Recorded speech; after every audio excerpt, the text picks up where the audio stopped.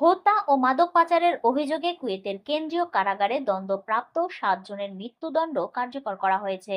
বৃহস্পতিবার কুয়েতের কেন্দ্রীয় কারাগারে এই মৃত্যুদণ্ড কার্যকর করা হয়।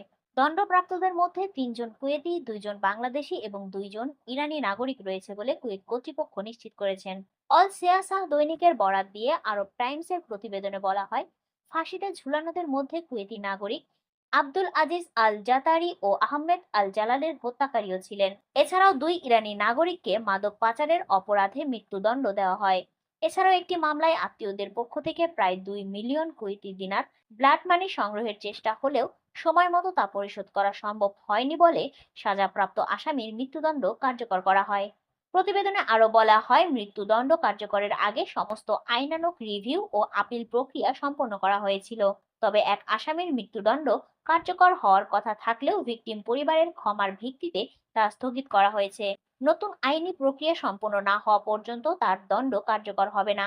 পারিবারিক প্যারডন পাওয়া ওই আসামির নাম বা পরিচয় প্রকাশ করেনি কুয়েতি কর্তৃপক্ষ।